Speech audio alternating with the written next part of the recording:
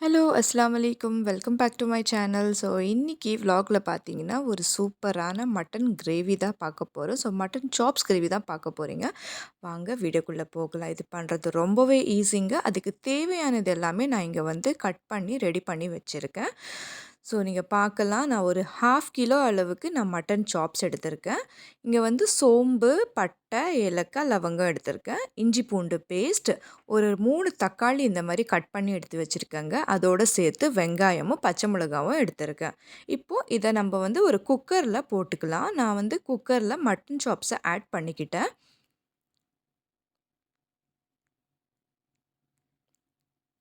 இதில்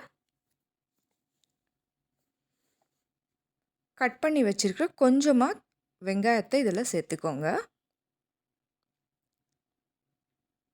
அதோட கொஞ்சமாக தக்காளி, நான் வந்து இங்கே மட்டன் மசாலா ஆட் பண்ணியிருக்கேங்க. அதோடு சேர்த்து கொஞ்சமாக டர்மரிக் பவுடர், சால்ட் தேவையான அளவுக்கு சேர்த்துக்கோங்க. கொஞ்சமாக தண்ணி ஆட் பண்ணிக்கோங்க. இப்போது நம்ம விசிலுக்கு வச்சிடலாம். ஸோ ப்ரெஷர் போட்டுட்டு ஸ்டவ்வில் வச்சுட்டு ஒரு 3 விசில் வர வரைக்கும் நல்லா மட்டனை வேக வச்சுக்கோங்க. நான் இப்போது கறிக்காக ஸ்டவ்வில் பேன் வச்சுருக்கேங்க. அதில் கொஞ்சமாக எண்ணெய் சேர்த்துக்கோங்க. எடுத்து வச்சுருக்கிறது சோம்பு, கரம் மசாலாஸ் எல்லாமே அதில் ஆட் பண்ணிக்கோங்க. இப்போது நான் அதில் கட் பண்ணி வச்சுருக்கிற ஆனியன்ஸை சேர்த்துக்கிட்டேன். இதெல்லாமே சேர்த்து நல்லா மிக்ஸ் பண்ணிவிட்டு குக் பண்ணிக்கோங்க. மீடியம் ஃப்ளேமில் ஒரு ஆனியன்ஸ் நல்லா ப்ரௌன் ஆகிற வரைக்கும் குக் பண்ணிவிட்டு இதில் கட் பண்ணி வச்சுருக்கிற க்ரீன் சில்லிஸை ஆட் பண்ணிக்கலாம். இதெல்லாமே சேர்த்து நல்லா வதக்கிக்கோங்க. நான் இப்போ இதில் தக்காளியும் சேர்த்துக்கிட்டேன். எல்லாமே சேர்த்து நல்லா குக் பண்ணிக்கோங்க. நீங்கள் பார்க்கலாம், தக்காளி வந்து ஓரளவுக்கு குக் ஆகிடுச்சிங்க. இப்போது இதில் நான் வந்து இஞ்சி பூண்டு பேஸ்ட் ஆட் பண்ணிக்கிட்டேன். அதையும் சேர்த்து நல்லா வதக்கிக்கோங்க. பச்சை வாசனை போகிற வரைக்கும் நல்லா வதக்கிக்கோங்க. இதில் இப்போது மிளகாய் தூள் ஆட் பண்ணியாச்சு. கரம் மசாலா எல்லாமே 1 டேபிள் ஸ்பூன் அளவுக்கு எடுத்திருக்கேன். தனியா பவுடர், அப்புறமா உப்பும் ஆட் பண்ணிக்கோங்க.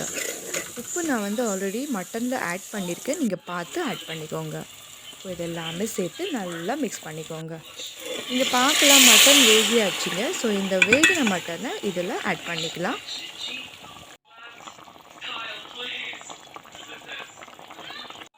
இதெல்லாமே சேர்த்து நல்லா மிக்ஸ் பண்ணிக்கோங்க.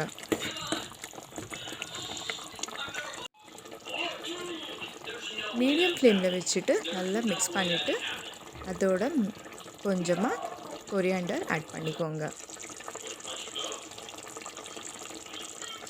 லாஸ்ட்டாக நான் வந்து பெப்பர் ஆட் பண்ணிக்கிட்டேன். அதுவும் ஒரு டேபிள் ஸ்பூன் அளவுக்கு பெப்பர் ஆட் பண்ணிவிட்டு ஸ்லோ குக் பண்ணிவிட்டு நீங்கள் மீடியம் ஃப்ளேமில் நல்லா குக் பண்ணிக்கினா ரொம்பவே டேஸ்டியான mutton chops gravy ready ஆகிடுச்சிங்க.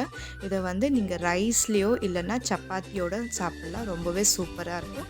Idli தோசைக்கு கூட ரொம்ப நல்லாயிருக்கும். கண்டிப்பாக நீங்களும் ட்ரை பண்ணுங்கள். மறக்காமல் என்னோடய சேனலை சப்ஸ்கிரைப் பண்ணிக்கோங்க. மறுபடியும் ஒரு நல்ல வீடியோவில் நான் உங்களை மீட் பண்ணுறேன். Until then it's by from rupees kitchen.